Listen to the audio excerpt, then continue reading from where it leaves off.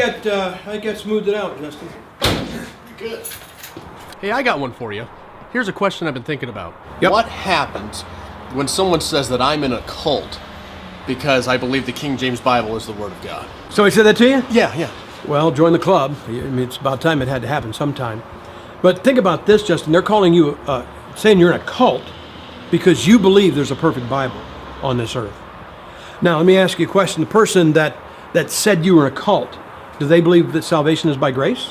Yeah. Do they believe that Jesus Christ was born of a virgin? Mm-hmm. Yeah. They believe he was sinless? Sure. God in the flesh? Yeah. He was crucified. 3 days later, he rose from the dead? Yeah.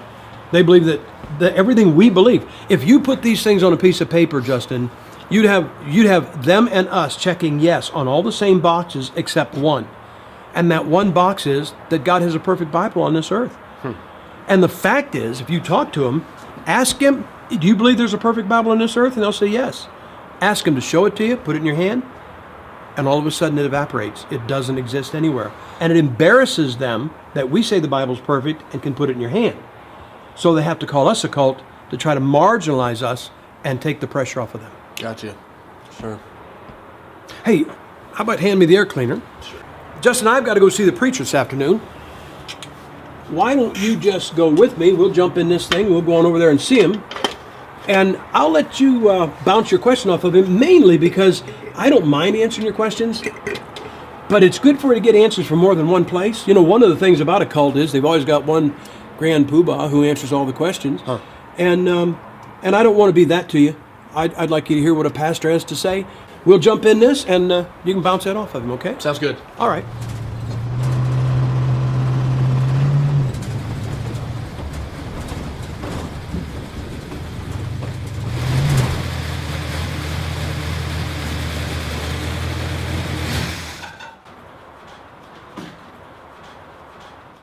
Hey, preacher, how you doing? Good to see you, Brother Gip. Yes, good to see you, Doc. Hey, listen, this is my friend Justin, and this is Pastor DeMichael. Good to meet you, Justin. Nice to meet you, I'm Justin. You bet. Pastor's been pastoring here about 30 years. He's built several buildings on the property. He's got a successful church, good church. But anyway, Justin's been looking at the issue of God having a perfect Bible. Mm-hmm. And because he actually believes God does have one, he's now been called a cultist. Oh, sure. I wanted him to hear it from somebody else, and I thought a pastor would be a real good viewpoint. So maybe you could answer some of his questions. Sure. You got a couple minutes? Yeah, sure, you betcha. All right. So you've been accused of being part of a cult. Yes, sir. Yeah, one of the oldest tactics in the book. It's a form of rock throwing. And basically it's used by people that don't have strong arguments. Well, and it's used to intimidate. It's used to get you off the trail, make you fearful. If you notice out in the world, if a politician gets in a bad spot, he'll call his opponent a racist. And that works pretty well out in the world. Here in the Boise, Idaho area, we're in the middle of Mormon country.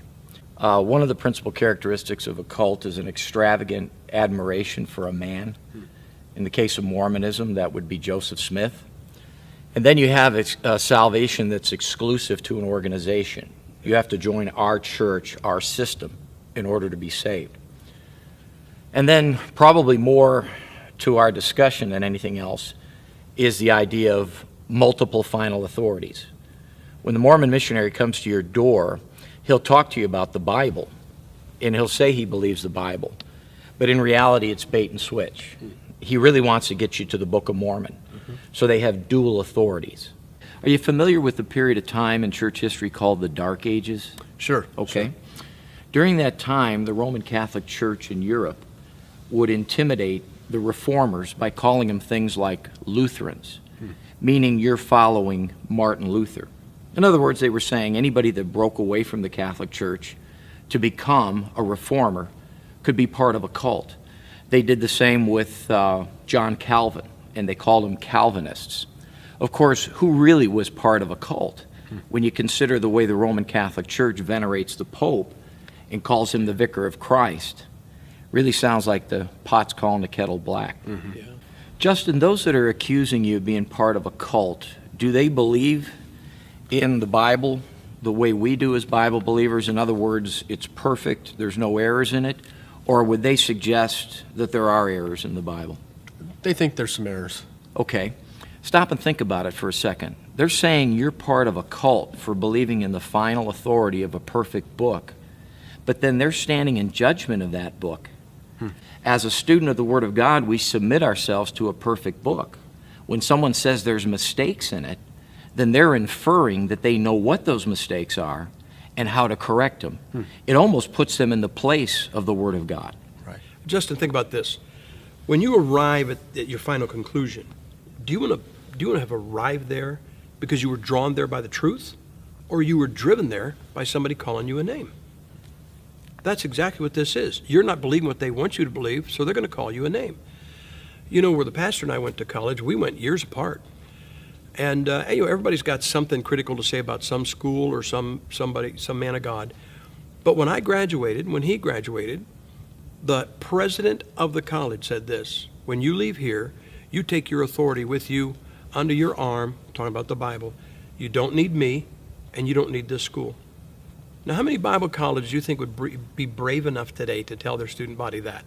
For that matter, Justin, when I preach here in the pulpit at Treasure Valley Baptist Church, I tell the people my authority only goes so far as the Bible itself.